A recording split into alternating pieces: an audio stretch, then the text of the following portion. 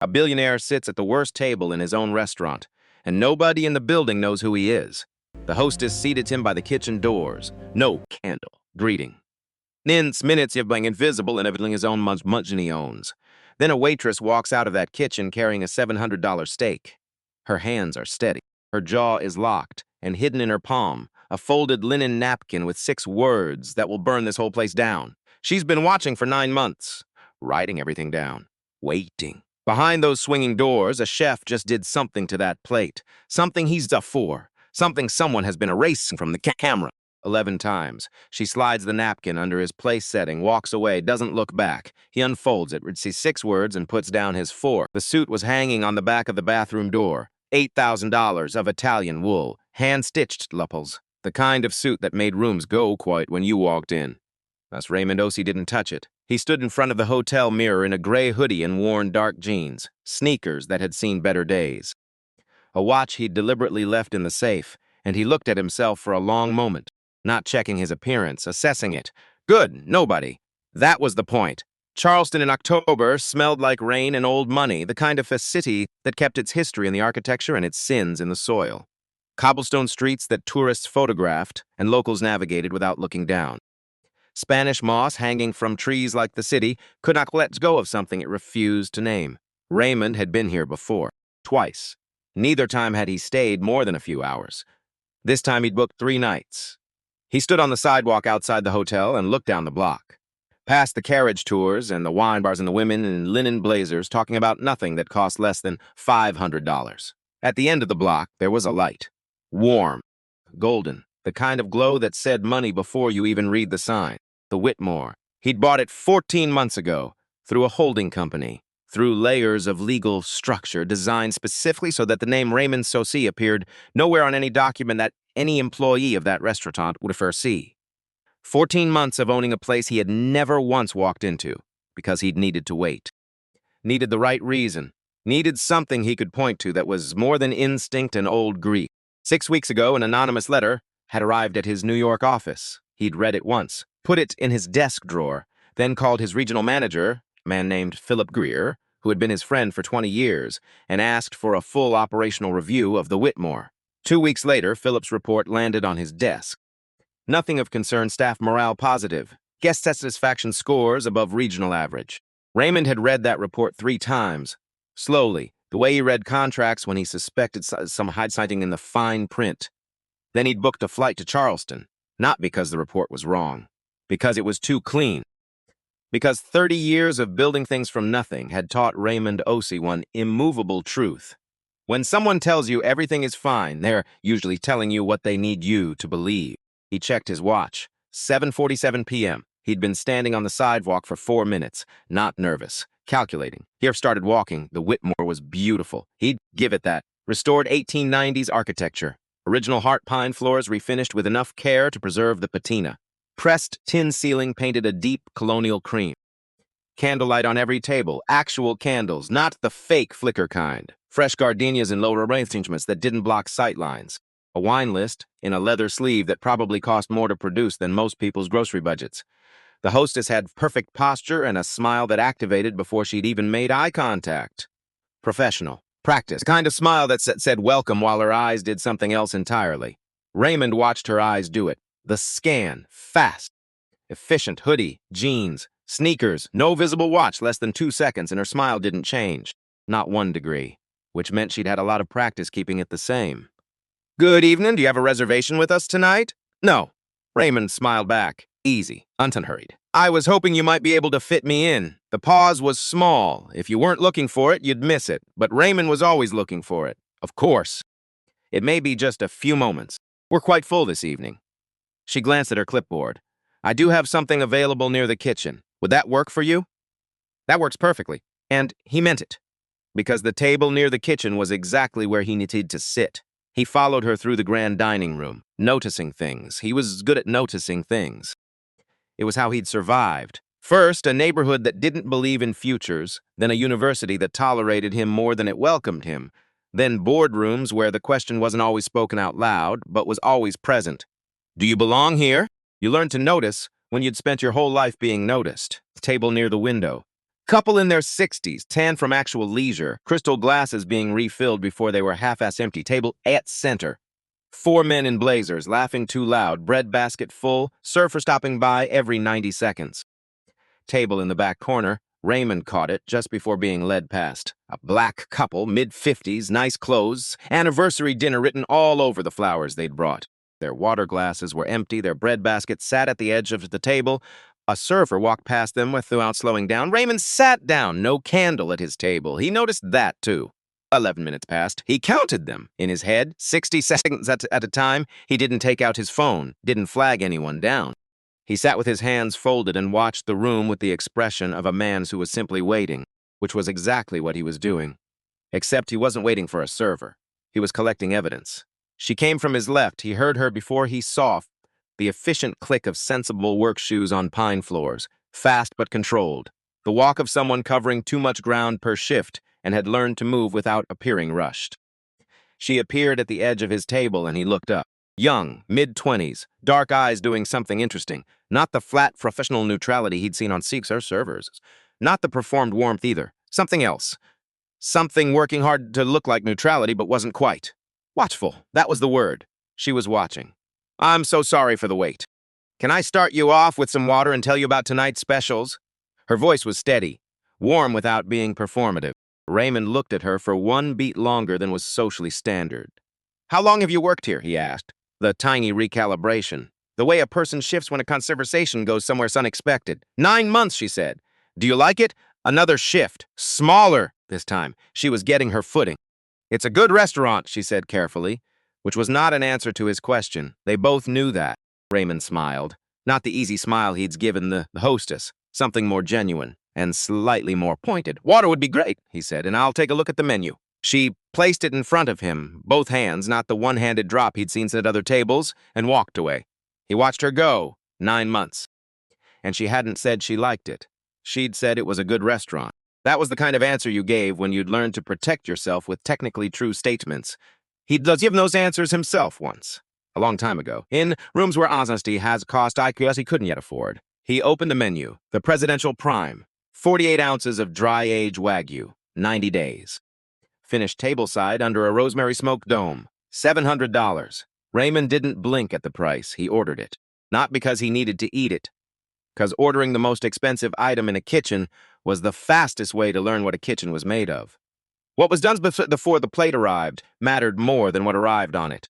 He also ordered a glass of the 2005 Staglin Cabernet and the roasted bone marrow because he was going to be sitting at this table for a while, and the order needed to look real. The server wrote it down without visible reaction, didn't look at his hoodie, didn't hesitate before writing the number, just asked how he'd like his steak prepared, wrote down medium rare, and was gone. He had time to think. He thought about his father. Emmett Osei had been a large, quiet man with hands that looked like they belonged on someone twice his size.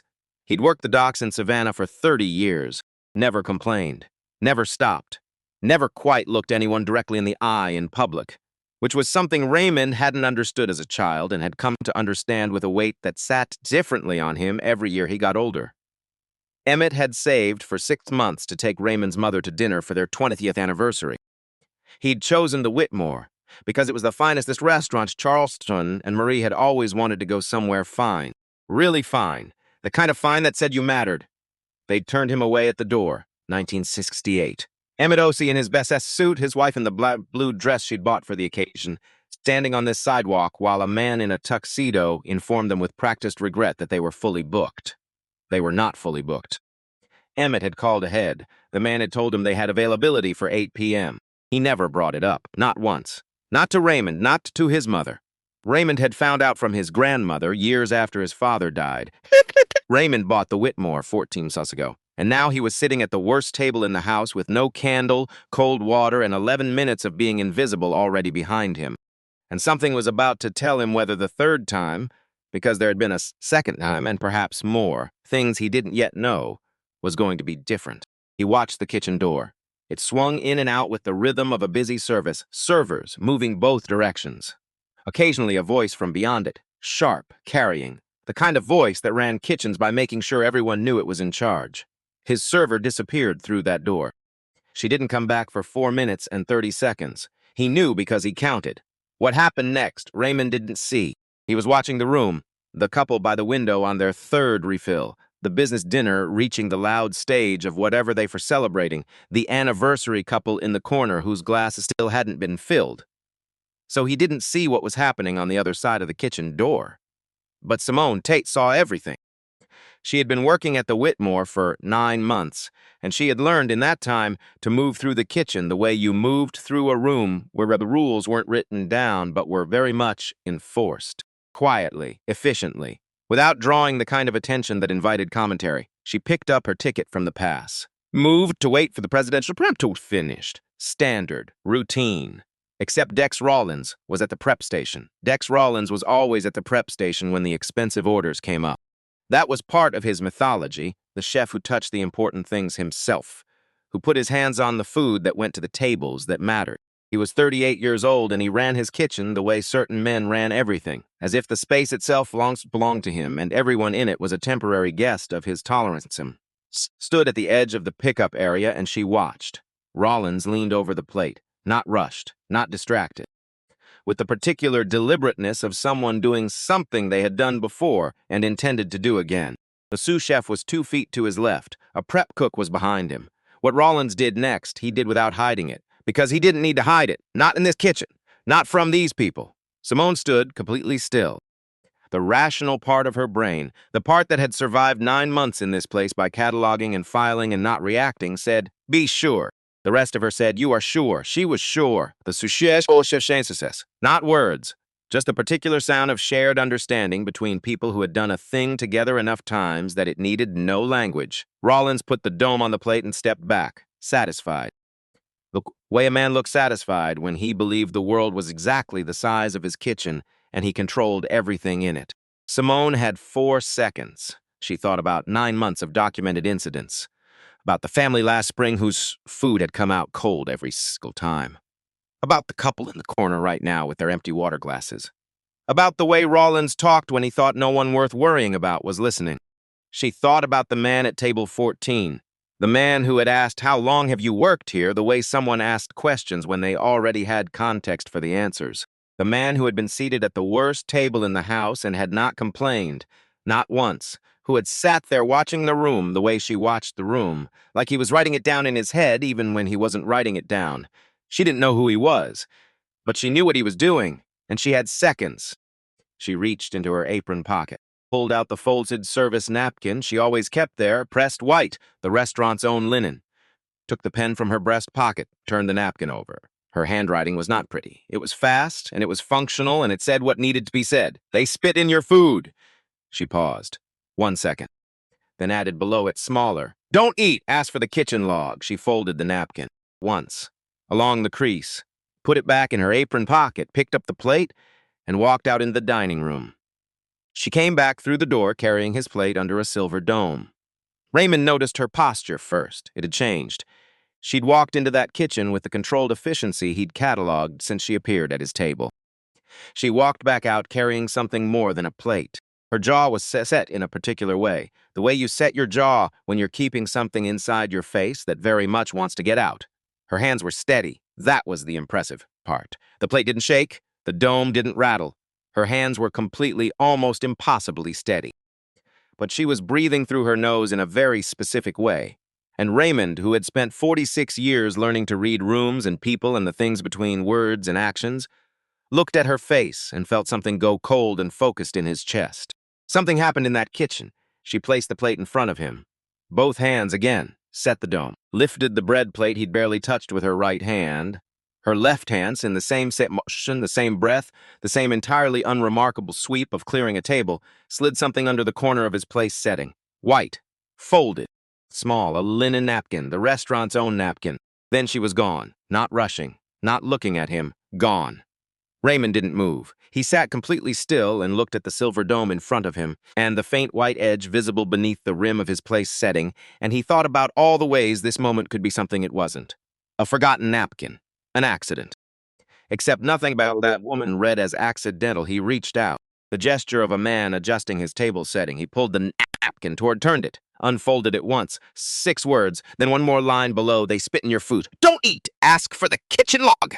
Raymond stared at those 2 lines for exactly 4 seconds. He folded the napkin once, along the original crease, slipped it into the inside pocket of his hoodie. He pushed the plate, still domed, untouched, slightly away from him.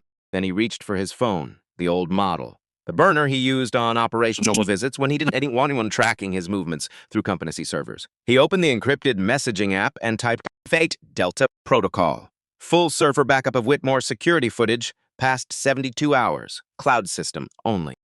Do not flag through company channels. Do not notify Greer. Report directly to me. He sent it. Set the phone face down. And then he looked across the dining room to where his server was standing near the service station. Not looking at him. Looking at a table she was about to approach. Except she wasn't moving toward it. She was standing very still and breathing. Raymond looked at her for a long moment. Then, when she finally glanced toward his table, which she'd been carefully not doing for the last 30 seconds, he caught her eye.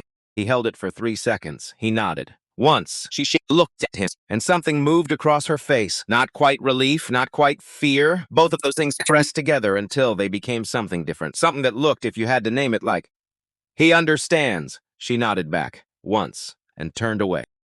Raymond put $200 on the table, cash. He hadn't touched the food. He drank the water, left the wine. He walked out through the dining room with the unhurried pace of a man who'd had a perfectly unremarkable evening and decided he was done for the night. The hostesses said goodnight. Come back soon with the same perfect smile. He said goodnight. He walked out into the Charleston night and turned left on the sidewalk and kept walking until he was half a block away. Then he stopped under a streetlight with his hands in the front pocket of his hoodie. He let himself feel it, not anger. Clarity, the cold, absolute clarity that had driven every major decision of his life. The IPO at 31, the pivot that saved his company at 37, the acquisition strategy that had turned a regional holding portfolio into something that put his name in rooms he'd once been invisible in. He'd always made his best decisions from this place, not from emotion, from the point past emotion where everything became very simple and very clear. He pulled out the folded napkin, read it again in the streetlight, put it back. Then he pulled out his personal phone, the real one, and called the one person he called when the clarity arrived and he needed it witnessed. His mother answered on the second ring. Because Dorothy Sosi had never needed more than 2 rings to answer when Raymond called. It was a thing he had never once taken for granted. You're still up, he said. I'm 78, she said. I don't sleep before 10 anymore. I've told you this. Where are you? He hesitated. Hey, beat. Charleston's, he said. Silence, the specific kind that it isn't empty. The kind that's full. Raymond. Her voice was quiet. You went to that place, didn't you? Not a question. I did. Another silence. He heard her breathe. Heard the small sound of her settling into her chair. The old armchair she'd had since he was 8. One offered to replace 4 times, and she'd declined 4 times with a patience that bordered on exasperation. How was it? She said. It's a beautiful restaurant, he said. I didn't ask you what it looked like. He smiled, despite everything. Just slightly. Yuti didn't. She waited. Someone inside helped me tonight, he said. Someone who's been watching what's wrong in there and didn't have anyone to tell. His mother was quiet. What are you going to do? The right thing, he said. I just need to figure out the order of it. She made a soft sound somewhere between a laugh and something else. Your father used to say that. First you find out what the right thing is. Then you figure out the order. Raymond Finn said nothing. He'd be glad you're there, she said. Even if you don't fix it. He'd be glad you went. I'm going to fix it. I know you are. Get some sleep, Mom. Don't tell me what to do, she said. Call me tomorrow, he said he would. He hung up. He stood on the sidewalk for another minute, looking back the warm glow at the end of the block. Golden light from the sign, the Whitmore. Beautiful and old and full of things it hadn't reckoned with. Not yet. He turned and walked back toward his hotel. Simone Tate walked into her apartment building, climbed 3 flights of stairs because the elevator was broken again, put her key in her door, and stood in her kitchen without turning the light on. She stood there in the dark for a long time. Her hands had stopped shaking somewhere around the 2nd flight of stairs. Good. She hadn't been sure they would. 9 months she'd worked in that place. 9 months of watching things, recording things. Writing things down in a notebook she kept at the bottom of her bag under her case outlines and her 2 remaining textbooks from Howard. The ones she hadn't returned because she'd needed them, and the return window had closed while she was learning what to do about her mother's diagnosis. 9 months of telling herself she was collecting evidence, being methodical, Being the law student, she still thought of herself as even when she was standing at table 14 asking someone how they'd like their steak prepared. And tonight she had thrown all of that methodology out the window and written 6 words on a napkin and handed them to a man she had never met. Because of his eyes. Because of the way he'd asked, "How long have you worked here?" Not as small talk, not as the thing you said to a server to fill space, but as a question with a purpose behind it. A careful purpose. The kind you had when you were building something. When you were looking for pieces. She'd seen that look before. In law professors leading toward a point. In her mother's oncologist deciding how much information to release at once. The look of someone who already knew more than they were saying and was collecting the last pieces before acting. She turned the kitchen light on. Sat down at her small table, the one with the uneven legs she'd shimmed with a folded matchbook. Opened her notebook. Stared at the last page of entries. She didn't write anything new. Not yet. She just looked at what was already there. 9 months of dates and times and incidents. Specific, documented, in the careful language she'd learned in the first 2 years of law school before life had rearranged her plans without asking her permission. She thought about the man at table 14. She didn't know his name. Didn't know why he'd been there. Didn't know if the nod he'd given her meant what she thought it meant, or if she'd just done the most professionally dangerous thing of her life based on a stranger's eye contact.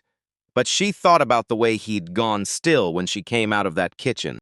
How she hadn't had to explain anything about her face or her posture or the fact that her hands were doing everything right while something behind her eyes was doing something very different. He'd seen it immediately, without a word, and the nod said, "I see you, I understand. Keep going." She picked up her pen. At the top of a new page, she wrote the date, the time. Then, kitchen incident. Prep station 8:14 p.m. Presidential prime, table 14, Chef D. Rollins, witnessed by S. Tate. She wrote for 11 minutes without stopping. Then she closed the notebook, put it back in the bag, picked up her phone, and called her mother. 4 rings. 5 in the slightly breathless voice of someone who'd had to cross the room. "Hey, baby." "Hey, Mom." Simone leaned back in her chair. "How was today?" "Good." The nurse who does Tuesdays, the nice one with the braids, she came. "We watched a movie." "What movie?" "Something old. I don't remember the title. There was a man who went looking for something and found something different." "That sounds like every movie ever made." Her mother laughed, low and warm, and exactly the sound Simone had crossed a state line to stay close to. "Maybe," her mother said. "How was your shift?" Simone looked at her closed notebook. "I think something might be changing," she said. "I'm not sure yet. I'll know more soon." "That sounds like a good thing." "I think it might be." "Then let be good." Her mother's voice was simple, clear, the voice of a woman who had survived enough to know what to do with hope when it showed up. "Don't spend tonight making it complicated." "Okay," Simone said. "Get some sleep." She didn't. Not for a while. But she sat with her notebook closed and the light on and something in her chest that felt, for the first time in 9 months, like it had a direction to move in. Across town in his hotel suite, Raymond Ossie sat at the desk by the window. On the desk, his laptop open to a secure connection, his personal phone, the burner, and one other thing, a manila envelope he'd carried from New York, not in his luggage, on his person, in the inside pocket of the suit jacket that was still hanging on the bathroom door. He'd transferred it to the hoodie before leaving the hotel that evening. He opened it now. 3 letters, handwritten, pages soft with age. The first dated November 12, 1968. His father's handwriting. Careful, slanted slightly right. The handwriting of a man who had taught himself penmanship from a library book because he'd decided at some point in his life that how you wrote said something about how you thought. "Dear Sir, I am writing to inform you of an experience at your establishment on the evening of November 8th. My wife and I arrived at 8 o'clock, as discussed when I telephoned to confirm our reservation.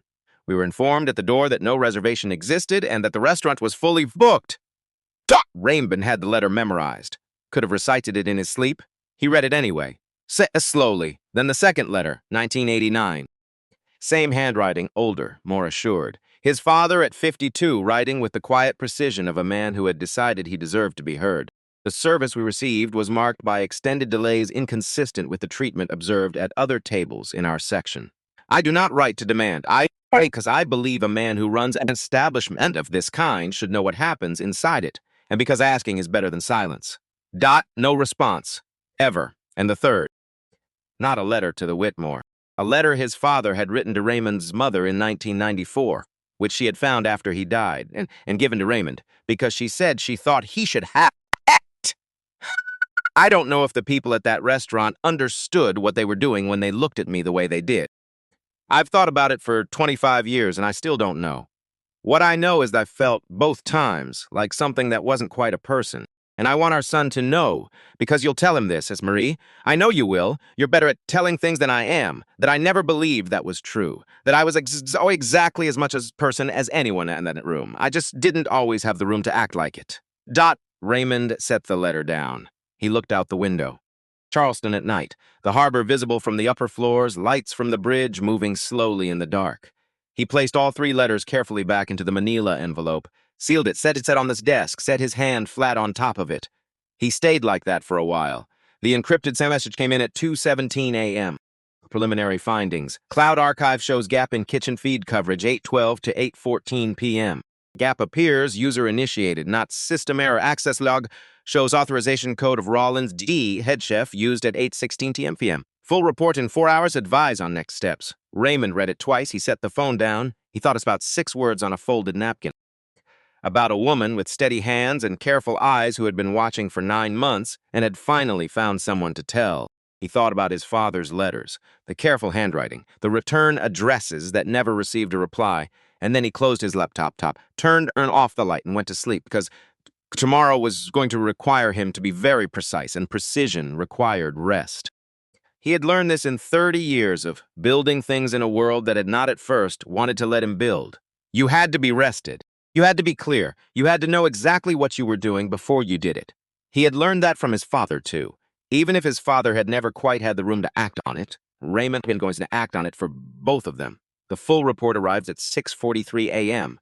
Raymond was already awake, already dressed, already on his second cup of coffee from the hotel room machine that made coffee the way most institutions made promises, technically fulfilling the requirement while missing the point entirely. He read the report standing up at the window, Charleston waking up below him, the harbor going from black to gray to the particular pale gold of an October morning that didn't know yet how the day was going to go. The report was 14 pages. Marcus Hiss Hale never did anything small. Raymond read it once, fast, then again, slow. Then he set his phone face down on the desk and stood at the window for a long time without moving. The cloud server backup was clean, untouched by whatever had happened to the local system. And what it showed, time-stamped, high definition without any gap, was 477 who ran a kitchen like he owned everything in it, including the dignity of the people he served.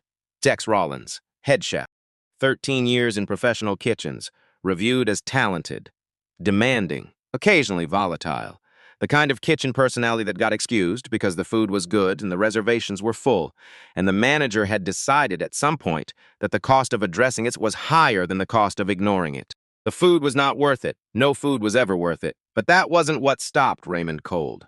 What stopped him was page 9, the access log. The kitchen footage hadn't been erased by a technician or a system glitch or a panicked manager making a bad decision in the moment. It had been erased by Dex Rollins himself, using his own credentials. At 8:16 p.m., 2 minutes after the incident, which meant he'd done it before, which meant there was a process, a practiced one, which meant this wasn't the first time. Raymond set his coffee down before he crushed the cup. He picked up his phone, called Marcus. Tell me how many times the kitchen access log shows Rollins deleting footage. Marcus didn't pause. He'd been waiting for this question. 11 times in the last 8 months. Always the kitchen feed. Always between 7 and 9 p.m. 8 months. 9 months was how long some Simone Tate had been working at the Whitmore. Raymond thought about that overlap for a moment. A woman arrives, starts watching, and someone on the other side of the kitchen door starts erasing. Not a coincidence. A pattern. I need everything on Garrett Pullman, Raymond said. Full personnel history, and pull the complete file on every formal complaint filed against this restaurant in the last 3 years. Already running. And Marcus. He paused. Get me Pullman's employment history before the Whitmore. Every kitchen he's managed, every position he's held. Assisting. Give me 2 hours. You have 90 minutes. He ended the call. Sat at the desk, opened the manila envelope, and took out the 3 letters, not to read them, just to have them near. A habit he'd developed without noticing. The letters had become the thing he reached for when he needed to remember why the precision mattered, why he couldn't afford to move until he was ready. His father's careful handwriting, slanted slightly right, sitting on the hotel desk in Charleston's while the city woke up outside. Raymond looked at the envelope for a moment. Then he started building the case. He went in through the front door at 10:15 a.m.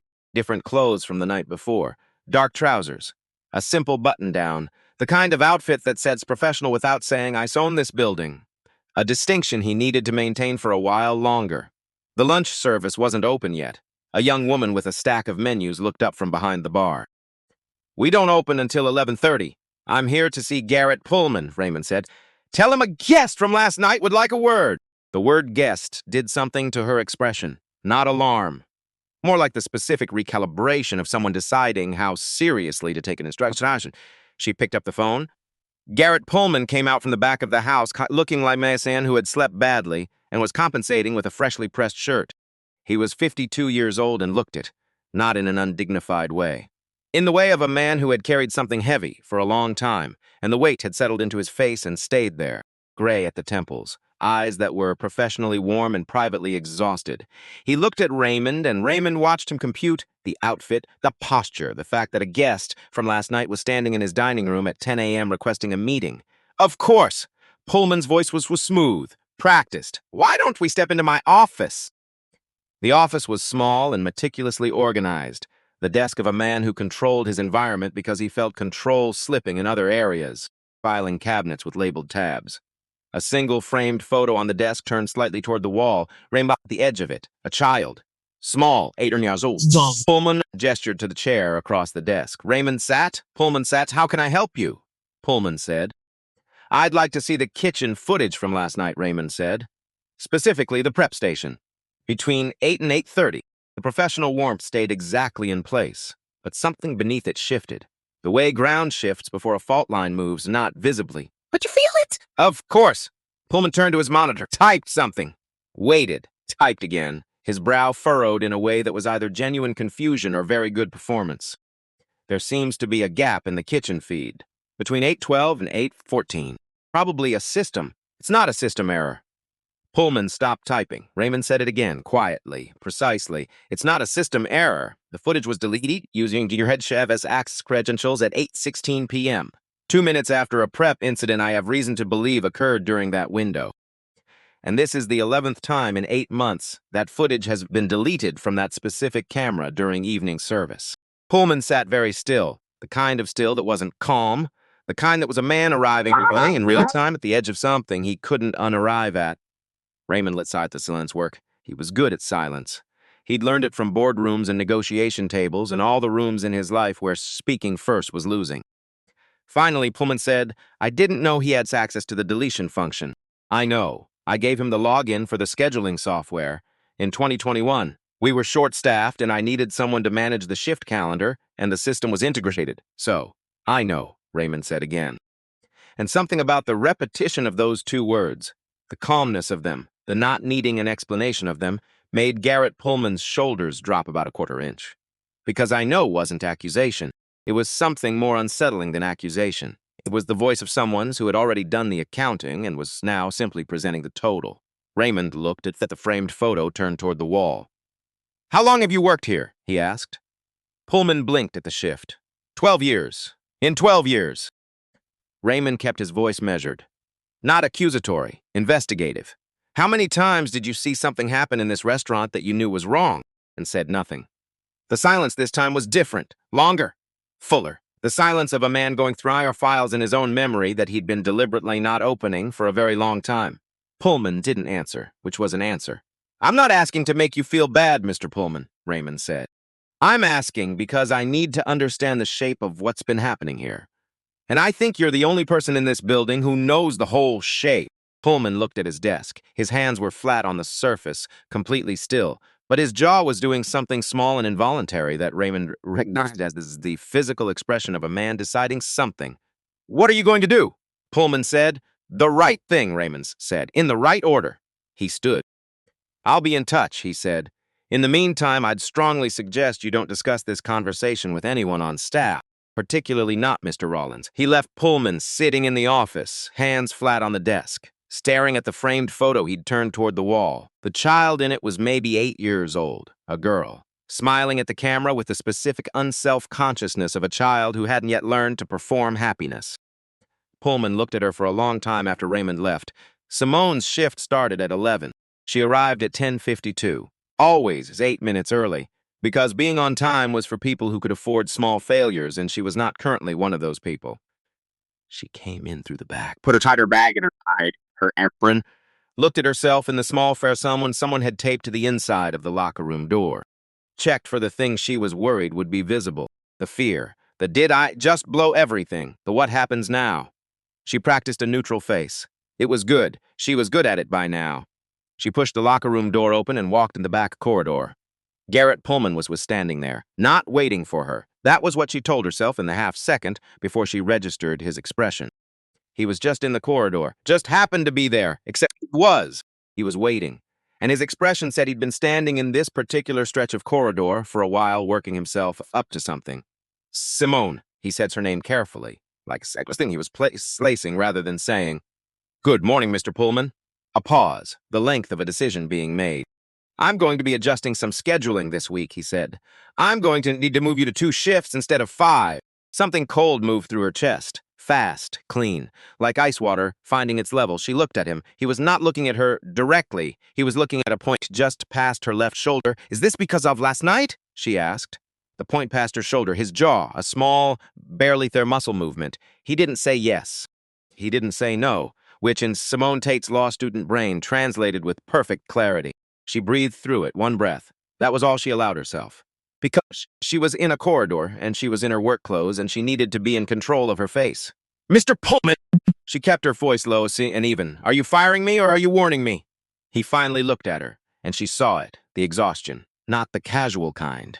The 12 years kind. The kind that meant he'd been asking himself a version of this question, or answering himself with reasons not to ask it for a very long time. Every small compromise adding to the next until the total was something he couldn't quite look at straight.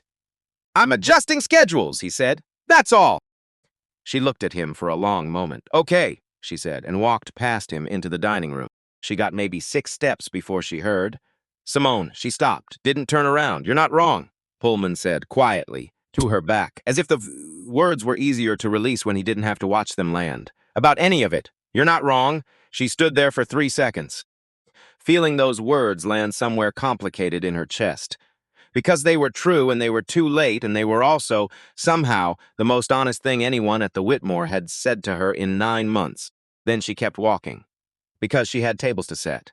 And because she had learned, 9 months ago, that you could be furious and correct and completely powerless all at once, and the only thing to do about it was to keep moving until the landscape changed. She was starting to think the landscape was changing. She was rolling silverware at a side station at 11:47 when she became aware of footsteps behind her that moved differently from any server or busser on the floor. She knew it was him before she turned around. Something in the rhythm, the unhurried quality of it. The footsteps of a man who moved through spaces like he had already decided what would happen in them. She turned. He was standing 12 feet away, dressed differently from the night before. Still not flashy, but differently intentional. And he was looking at her the way he'd looked at her across the dining room, clear-eyed, precise, the look of someone who had spent the night doing something useful with what she'd given him. He tilted his head slightly toward the back of the restaurant. She set in the silverware, looked around the dining room. Pullman was at the host stand with his back to her. She walked toward the back. They stood in the narrow service corridor that ran between the kitchen entrance and the staff-changing area. Not the stretch of hallway near the manager's office where Pullman had been waiting for her that morning, but the quieter back section near the prep delivery doors, where afternoon light came in gray and flat through a single high window. He didn't open with questions. That surprised her. "What you did last night took significant courage," he said. She looked at him. "Don't cry. Absolutely do not cry. You are a professional and a person, and you have been holding this together for 9 months, and you will not cry in a service corridor because a stranger said something kind to you." She didn't cry. "I didn't know what else to do," she said. "Yes, you did," he said it simply. "You knew exactly what you were doing. You chose a specific method, you controlled your hands, and you gave me a specific instruction." A pause. "Who taught you to think like that?" She almost laughed. "Almost. I was in school," she said, "before a beat. Howard, I had to leave. My mother got sick." He nodded, not with the tilted head performative sympathy she'd been getting for 9 months whenever this fact came up.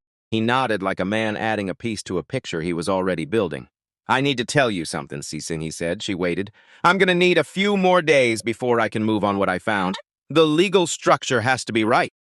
If we move before it's right, Rollins' attorney will find a way out and everything you've documented becomes collateral damage in someone else's defense strategy. She absorbed this. What did you find? She said. Enough. He looked at her directly. But I need to ask you something first. How much of what you've observed in the last 9 months is all of it? A beat. All of it, she said again. Dates, times, specific incidents, specific language, names where I had them. She held his gaze. I know how to build a record. Something moved through his expression. Not surprise exactly. Something closer to recognition. The specific look of someone who has been doing a thing alone for a long time and has just encountered someone who understands why the thing matters.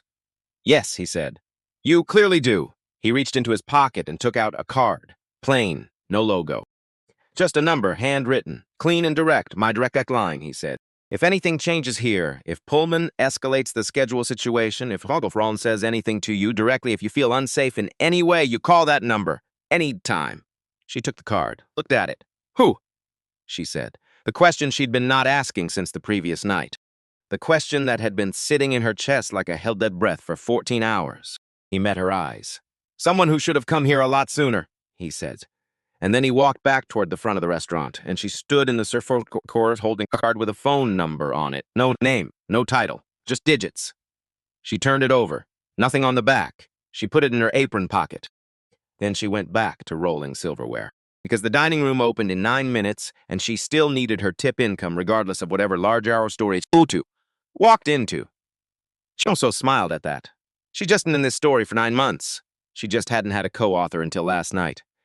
Caleb Strom arrived for his kitchen shift at 2 p.m.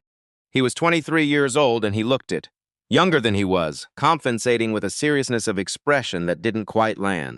He tied his apron, checked his station, started his mise-en-place with the focused deliberateness of someone who used routine to keep the noise in his head at a manageable level. Dex Rollins came in at 2:15, as he always did. 15 minutes late to his own shift, which was one of the specific privileges that came with running a kitchen where no one had ever successfully pushed back.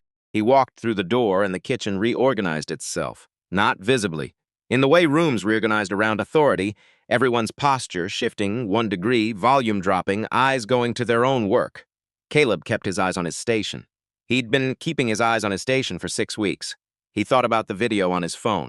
47 seconds he'd recorded on a Tuesday 3 weeks ago when his phone had been propped at eye level against a shelf and his hands had been in the sinks washing down a station and the angle had been right and he'd pressed record without quite deciding to and then stood very still and not looked up. He'd watched it maybe 50 times since then. Each time he watched it, he thought, I need to do something with this. Each time he thought that, the next thought arrived immediately after, like it had been waiting. And then what? He was 23. He needed this job. He was the only one in his household currently working. And he'd watched enough of these situations. In kitchens, in other places, in the general mechanics of how things went when someone young and without leverage tried to go on record about someone older and in charge, to understand that do something was not a plan. It was just the beginning of a question that needed an answer before you moved. He thought about the man at table 14 last night. He hadn't been in the kitchen during the incident. He'd been running food to a different section, but he'd come back to find Rollins in an unusually good mood, which was its own kind of information. And he'd seen Simone come out of the kitchen with that particular set to her jaw that he recognized. He'd seen that expression on her before. He'd learned to read it the way you learned to read weather, not because someone taught you, but because you paid attention long enough for the patterns to become legible. And then he'd seen the man at table 14 leave without touching his food.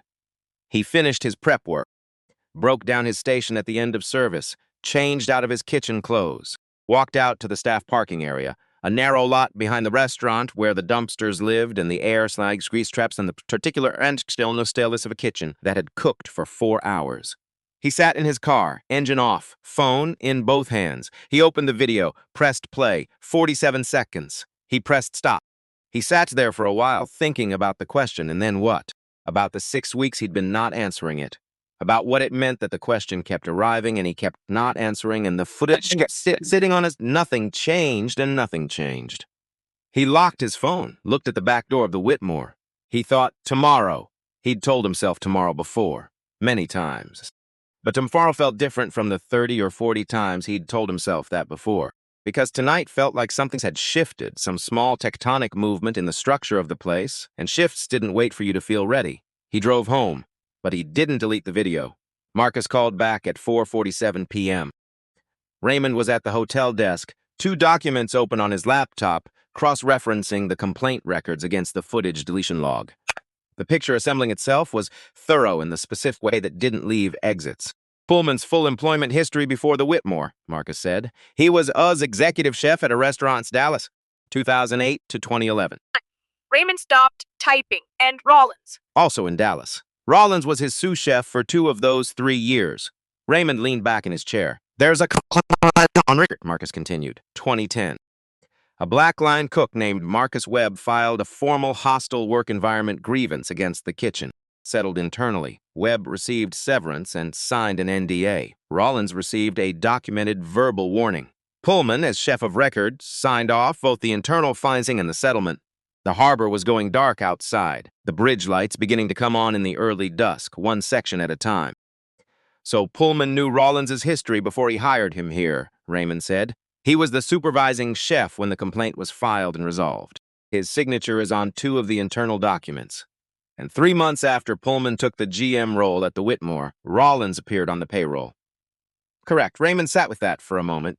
Not a man who had stumbled into enabling something he didn't understand. A man who had seen the formal documentation of what Rollins was capable of, had signed his name acknowledging it, and had then made a choice. Hired him anyway. Given him a kitchen. Given him access to the scheduling system. Given him 12 years of operating as the highest culinary authority in a building where the only person keeping a record of what he did was a 25-year-old surfer who was supposed to be local. I need everything on Marcus Webb, Raymond said. Current location, current employment, whether the NDA has any fraud clause provisions. Already pulling it. And I need Denise Abarascar's contact, already sent to your personal phone. 2 seats on the earliest available flight from Huntsville to Charleston. Day after tomorrow, book under my personal account. 1 seat is for my mother. A beat of silence that meant Marcus had already anticipated this.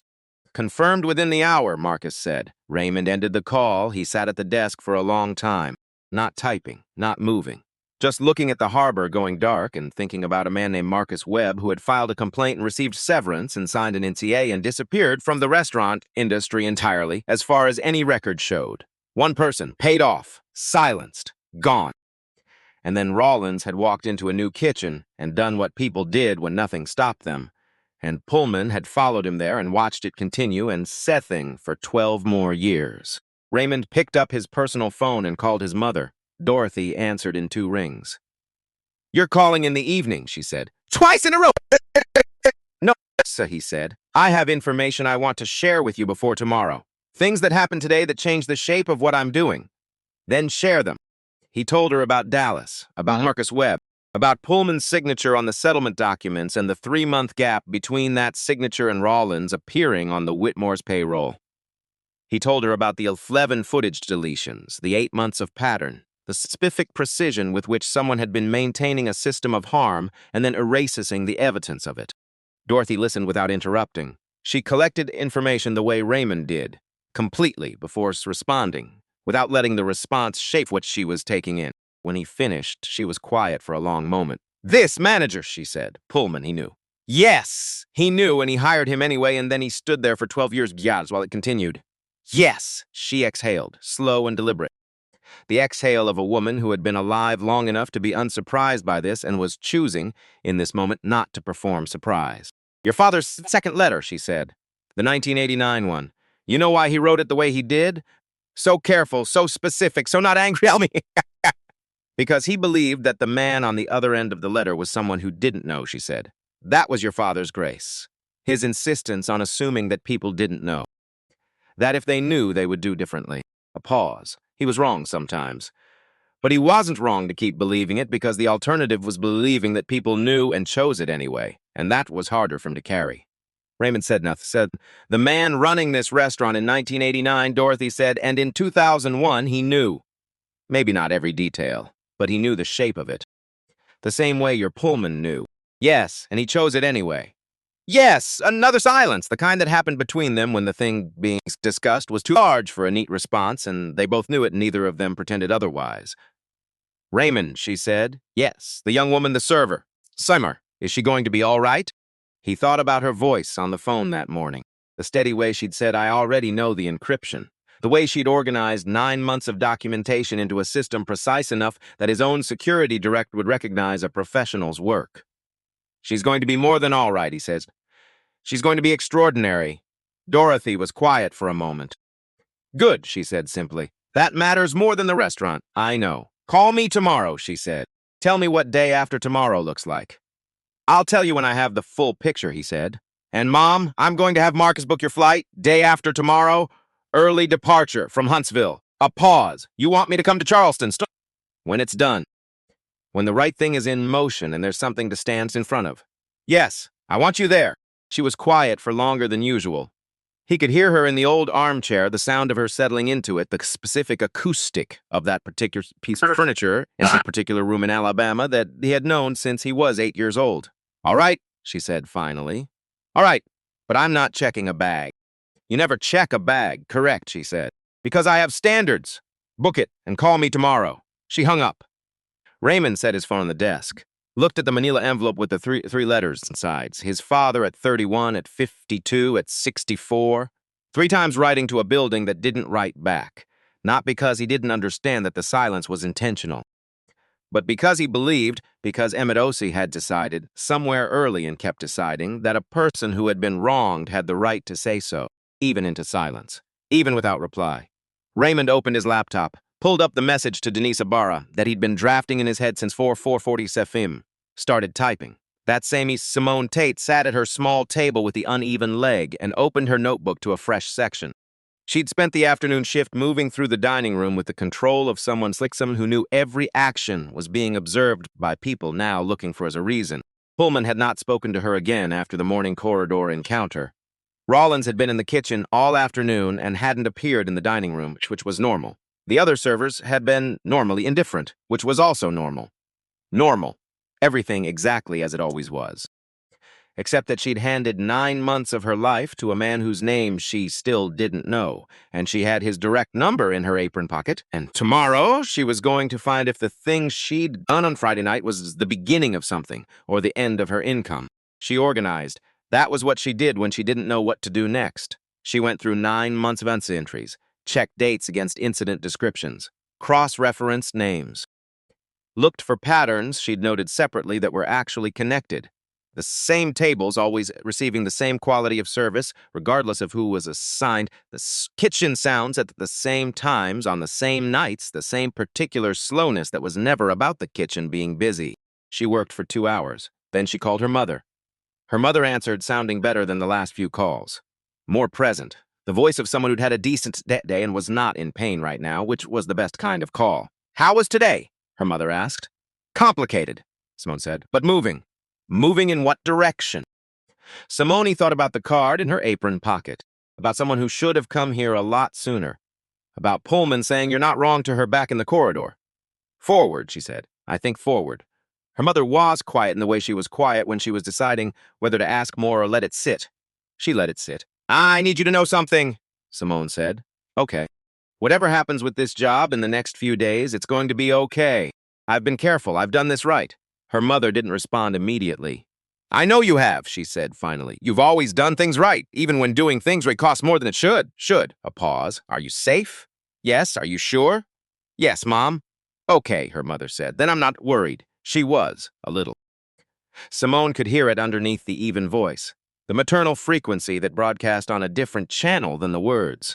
But she was choosing not to amplify it, which was its own kind of love. The kind that trusted you with your own choices while making sure you knew the door was open. Simone hung up, looked at her organized notebook, looked at the case outlines she hadn't touched in 9 months sitting on the shelf above her desk. She looked at them for a long time. Then she reached up and took one down. The employment law module, 3rd year. She'd been a few weeks into it when she'd gotten the call about her mother. She opened it, read for an hour. Not because she needed it for tomorrow, because she needed to remember that tomorrow had a longer shape than just the next shift. That the reason she'd been writing things down wasn't only to have a record. It was because someday she was going to be in a different room than this one, doing something with what she'd seen, and that day was getting closer. She could feel it. In the corridor outside his apartment, Caleb Strom stood home from his shift, not because he was locked out, but because he needed to decide something before he walked through the door.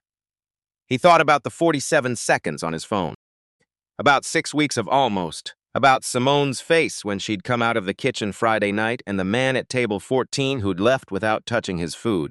He thought, if I were Marcus Webb, the man in Dallas, whoever he was, wherever he'd ended up, what would I have needed someone to do? He took out his phone, opened the video, watched it one more time, 47 seconds. He pressed stop. He opened his contacts. Found Simone's number. They'd exchanged numbers months ago for shift coverage, the mundane logistics of shared work. He typed, I need to show you something.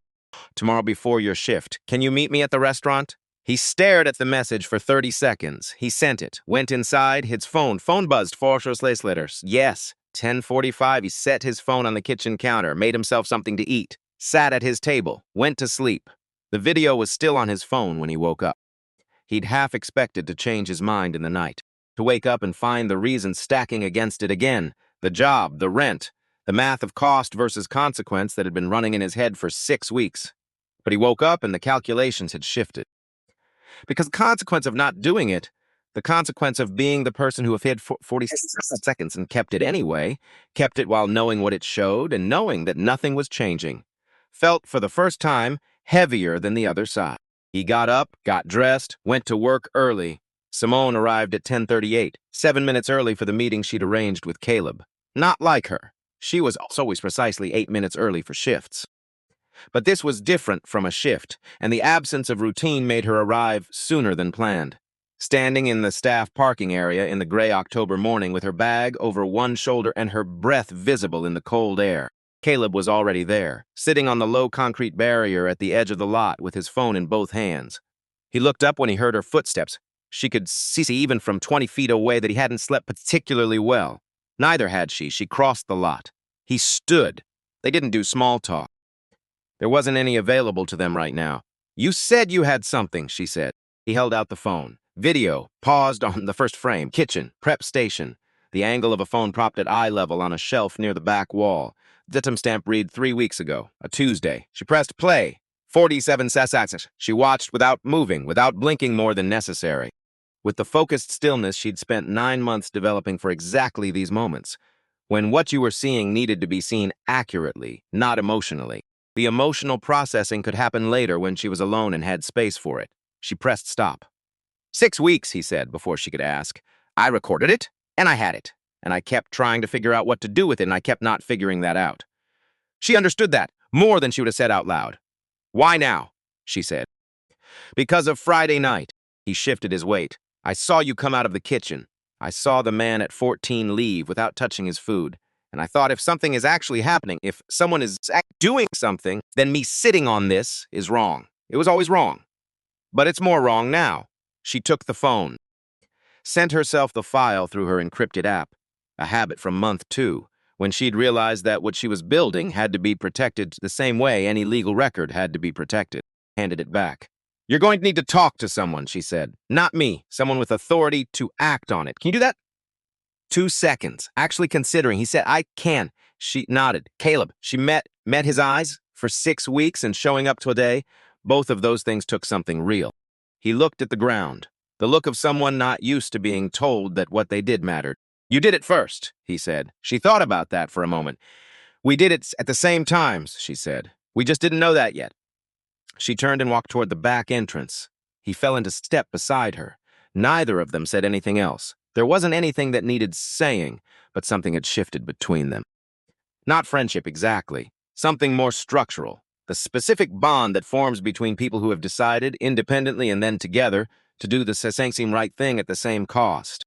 Inside, she went to the locker room, added a new entry to her notebook, dated, timed. Caleb Strom, kitchen staff, provided video. 47 seconds, recorded 3 weeks prior. Prep station incident, distinct from Friday. Same perpetrator, 2 separate documented events. She closed the notebook, took out the card from her apron pocket, called the number. He answered on the first ring. I have something, she said. Video, 47 seconds. Kitchen prep station, different incident from Friday, 3 weeks ago. The staff member who recorded it is willing to speak directly. A pause. The recalibration of someone adjusting a picture already taking shape. Send it, he said, encrypted. I already know the encryption, she said. Sending now. She did. The pause after that one was different. She could hear him almost smiling through the phone. I need you and your staff member available day after tomorrow, he said. Both of you. Can you take the day? She thought about 2 shifts instead of 5, about Pullman's face in the corridor, about the math of a reduced schedule against her mother's next treatment costs. She thought about the 47 seconds on Caleb's phone, about 11 footage deletions over 8 months, about the man who had written threesers that were never answers. Yes, she said, 8 a.m. I'll send you the dress. He ended the call. She stood in the locker room and let the weight of yes settle into the decision she'd just made with it. Then she went out to start her shift. Raymond confirmed the sequence with Marcus at 6:45 p.m. The Dallas information, Pullman's history with Rollins, the 2010 complaint, Marcus Webb's settlement, the signatures, was already integrated into the case file. His legal team in New York had received the full package Saturday night and had spent Sunday building the filing structure. 3 attorneys had reviewed it. The consensus was clean. No exits. Denise Ibarra, confirmed for tomorrow morning, Marcus said. 7:45. Your mother's flight is booked, departs Huntsville 6:20 a.m., arrives Charleston 8:40. The labor board filing is ready to submit on your instruction. Sheriff's contact has been briefed that documentation is incoming. Marcus Webb, Raymond Found said. Atlanta, left the restaurant industry after Dallas, working in logistics. The NDA has a fraud clause. If the settlement was made to conceal ongoing misconduct rather than resolve an isolated incident, the confidentiality provisions are challengeable. Reach out. Personal legal team, not company. Make sure he knows he has options. Already drafted. Waiting on your go-ahead. Go.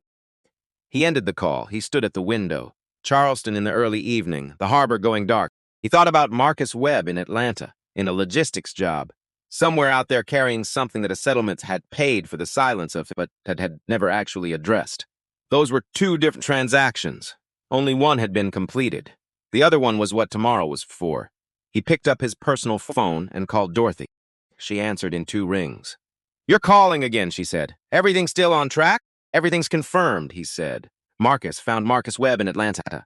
We're reaching out to him tonight. The legal filing is ready. Ibarra comes tomorrow mornings at 7:45. Your flight departs at 6:20. I know my flight time, she said. I received the confirmation. I know you did. A pause. The comfortable kind.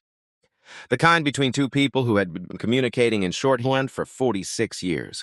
Raymond, she said. Yes, the young woman, Simone. What happens to her when this is over? Not, he thought about her voice on the phone that morning. The steady way she'd said, I already know the encryption. 9 months of documentation organized into a system precise enough that his security director would recognize a professional's work. I have something in mind, he said, but I want to ask her first. Her answer matters more than my plan. Dorothy was quiet for a moment. That's the right way to do it, she said. Get some sleep, Mom.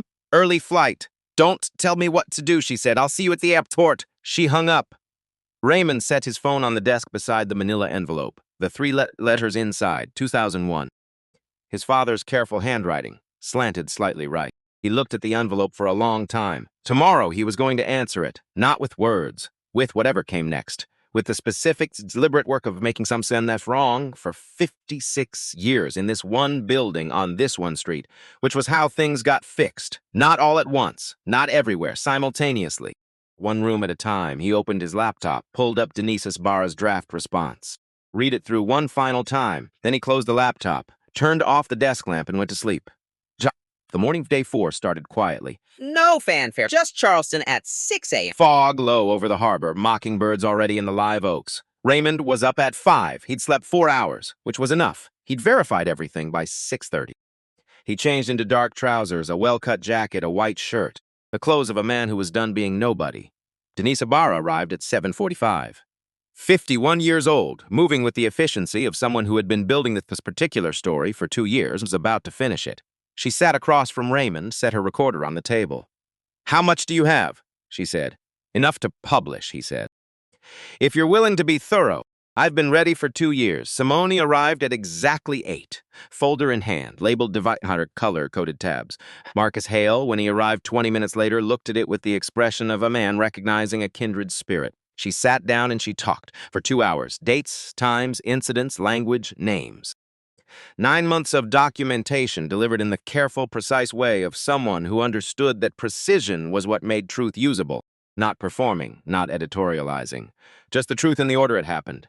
Denise wrote without stopping. At the end, she looked up. "You were in law school?" "I was. Are you going back?" Simone's glanced at Raymond, then back at Denise. "Working on it." Caleb arrived at 9:30. 30 minutes late because he stood by the elevator for 11 minutes reminding himself why he was here. He walked in looking exactly like what he was. 23, frightened but present. And that last part was the only part that couldn't be faked. Showed the video, answered questions, short and direct, the manner of someone who had rehearsed the facts because the facts were the only thing he could fully control. Denise looked at him when it was done. "Why did you press record?" He thought about it. Actually thought. "Because I didn't want to be the person who saw it and did nothing," he said. "I'd already been that person for a week. I couldn't stand it anymore." Denise wrote that down, word for word. At 11:15, Raymond's phone buzzed. He stepped to the window, Pullman's voice on the line, stripped of professional smoothness. Just what was underneath tired specific decided. "Mr. Osei, I need to speak with you today. I have something I should have put together a long time ago." 2 o'clock. Hotel lobby. He hung up, looked at the harbor. Fog fully lifted, water flat and very clear. He turned back to the room. "We're ready to move," he said, "this afternoon." After Pullman, Denise looked up from her notes. Raymond looked at Simone. She closed her folder. "Ready," she said. Pullman arrived at 58, carrying a spiral-bound notebook, the drugstore kind. He held it in both hands, and the holding said everything about what was inside before he said a word. Sat in 2 chairs by the lobby window, not across a desk, beside each other, facing the same direction. Pullman set the notebook on the table between them. 12 years in there," he said. "Everything I saw, everything I didn't report." He looked at his hands. "I brought Rollins here. I knew what had happened in Dallas. I told myself he'd changed." He stopped. He hadn't changed. I chose to believe he had because it was easier finding someone's. "Yo," Raymond looked at the notebook. "Didn't touch it yet. There was a line cook in Dallas," Pullman said. "Marcus Webb. Filed a complaint. Was paid off. I signed 2 of those documents. I've thought about him approximately every 3 days for 13 years. What do you want to do about it?"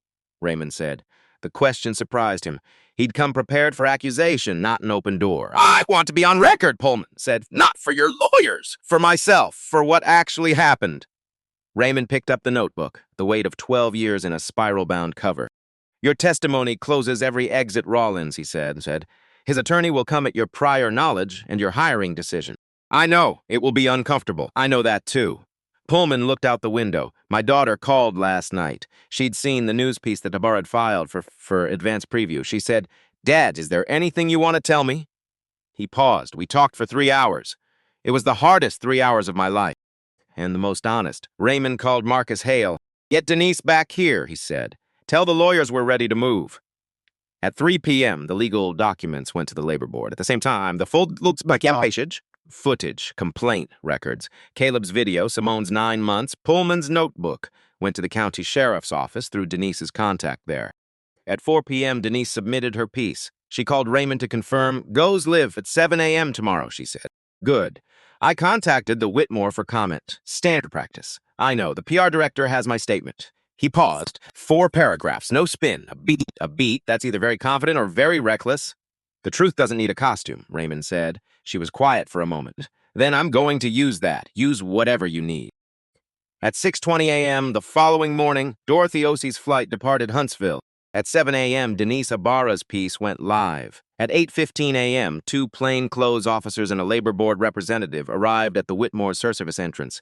Dex Rollins was at his station. He was always at his station at this hour. Part of his mythology, the chef who arrived before everyone else, who owned the space from the moment he entered it. He was at the prep counter when they came through the door. He didn't run. There was nowhere to run in a kitchen that size. He stood with his hands on the counter and he looked at the officers, and something in his face went very flat. He was 38 years old, and he had run kitchens with the particular authority of someone who believed the rules applied to everyone except the persons who made the food. That belief, like all beliefs that went unchallenged long enough, had simply become the whole room. The officers were calm, professional. They didn't make it dramatic. Rollins put down what he was holding, stepped away from the station. The kitchen crew stood in silence and watched, and in that silence you could hear, if you listened, the sound of a room recognizing what it had been part of, not with horror, not with celebration. With the specific, complicated weight of people understanding that they had choices and had made them. Some good, some not, and that choices had consequences. That was not a comfortable sound. But it was an honest one. Raymond stood at the arrivals gate at 8:40 a.m. Dorothy O.C. came through the doors in a burgundy wool coat she'd owned for 15 years and intended to own for 15 more. Single carry-on. She never checked luggage. She considered it an unnecessary act of faith in systems that hadn't consistently earned it. She saw Raymond. Her face did the thing it always did. Looked at him like he was still worth looking at. Like she had always been glad he existed. He hugged her. She held on a moment longer than usual. "You slept in those clothes," she said into his shoulder. "Different clothes from yesterday. I know. You still slept in them." She pulled back and checked his face. The way she'd always checked him, not for what was on the surface, but for what the surface was managing. "It went right," he said, "which is better than going well." She nodded once, satisfied. "Then let's go," she said. "I didn't fly to Charleston to stand in an airport." He told her what she hadn't yet heard on the drive over. The morning sequence, Rollins being taken out of the kitchen, Pullman's conversation with his daughter. Dorothy listened without interrupting. When he finished, she was quiet. Then Marcus Webb. Him. Atlanta. Legal team reached out last night. He's considering his options. Dorothy nodded to herself. Small. Private. Good, she said. Good. Simone was waiting outside the Whitmore. When Raymond's car pulled up and he held the door for the woman in the burgundy coat, Simone stood on the sidewalk and felt the moment rearrange around her in a way she hadn't prepared for. Raymond introduced them. Dorothy O.C. looked at Simone Tate for a long moment, the same thoroughness she'd applied to Raymond at the airport, checking for what was actually there. Simone held it. She'd gotten good at holding the gaze of people who had more power than her. Dorothy said, "Your mother, what is her name?" Simone blinked. Of all the openings. "Lorraine," she said. "Lorraine Tate. When this is finished and you're back in school and you have a minute, you tell Lorraine Tate that Dorothy O.C. said she raised someone worth raising." Simone's throat closed, just for a second, just enough to feel the full weight of it. "I will," she said. "Yes, ma'am, I will." Raymond stood in front of the three with them, the three of them on the sidewalk, the building in front of them, brick and iron and old glass and 56 years of a family's grief. He reached into his jacket, took out the manila envelope, took out the 3 letters. Dorothy saw them, made a sound that wasn't quite a word, something older than words. Recognition meeting something that had been waited for without knowing that waiting was what was happening. He held them in his hand, looking at the building. Then he looked at his mother. "Well," she said quietly, "open it then." He put the letters back in his jacket, stepped forward, put his hand on the door, and opened it. Inside, the remaining staff was assembled in the dining room. Raymond stood before them and spoke for 40 minutes, without managed language, without corporate apology. He told them what had been found, what was being done, what the restaurant would become, and what the new name meant, and who Mosesi had been. At the end, a young woman from the host stand raised her hand. "What's it going to be called?" "The Emmet," he said. 3 people in the room understood what that meant. Dorothy, who looked at her hands. Simone, who looked at the floor. And Pullman, standing quietly at the back.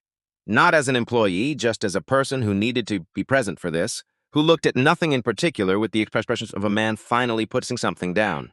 Pullman stayed after everyone left. He stood in the dining room looking at the space he'd managed for 12 years. Raymond stood nearby, present but not approaching. "I won't be back," Pullman said. "No," Raymond said. Pullman nodded. He'd known from the moment he'd called the hotel. He looked across the room at Simone, who was helping Dorothy to the center table. "I'm sorry," he said. Simone looked at him from across the room. "I know," she said.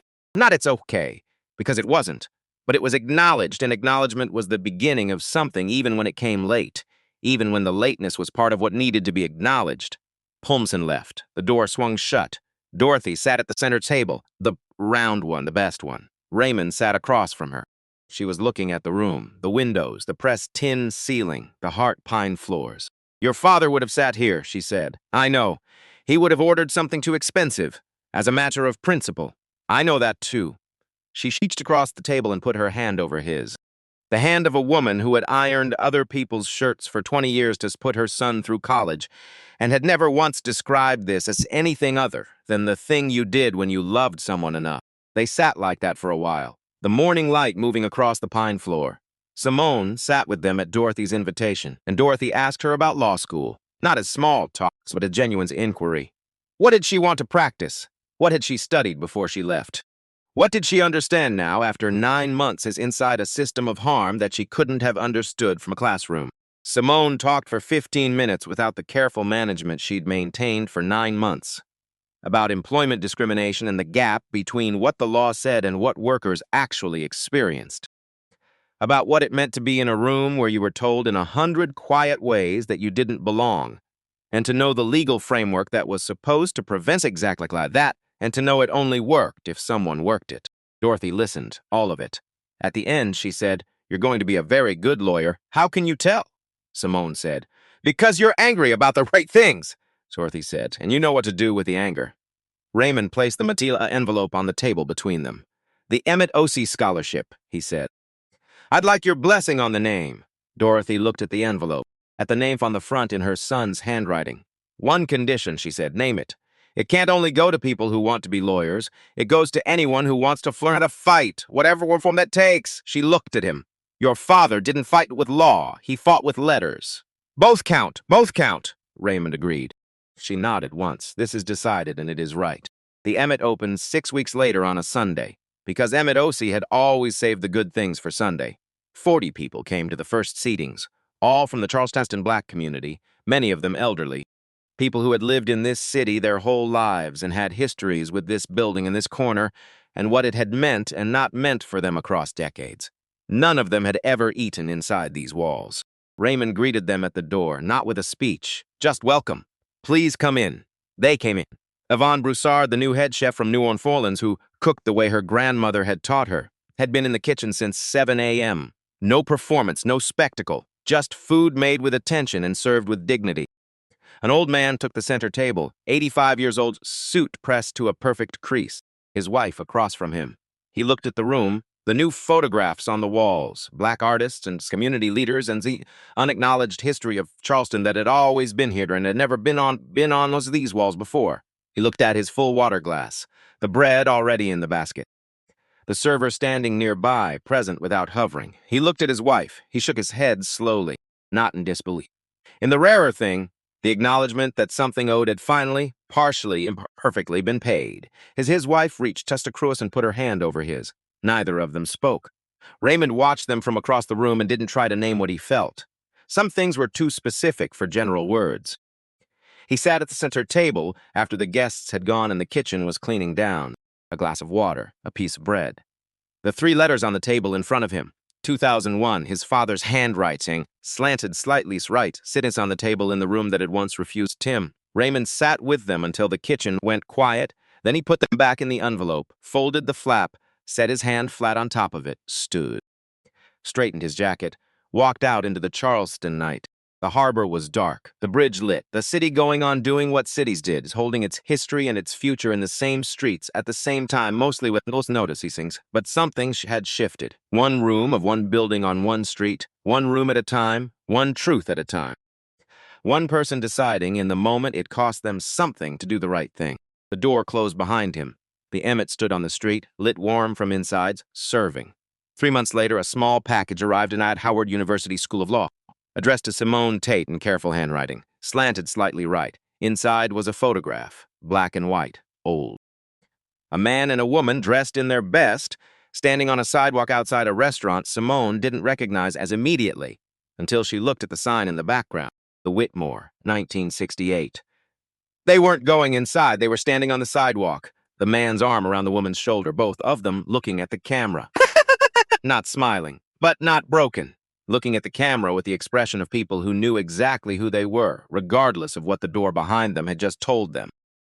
On the back, in that same careful handwriting, "For Simone Tate, with gratitude and with faith in what you're building. Dorothy Osee, P.S. The Emmett serves bread pudding on Sundays now. Yvonne says it's her grandmother's recipe. Caleb helped name it. Your table is waiting whenever you're ready." Simone sat in her dorm room and held the photograph for a long time. Emmett and Marie Osee, 1968, standing on a sidewalk in Charleston after being turned away. Looking at the camera like they knew something the door didn't. She turned it over. "Read the note again." She got up, put the photograph on her desk, propped against her lamp where she could see it from her chair. Got her casebook, went to the library. Because there's work to do. There was always work to do, and now she had the room to do it.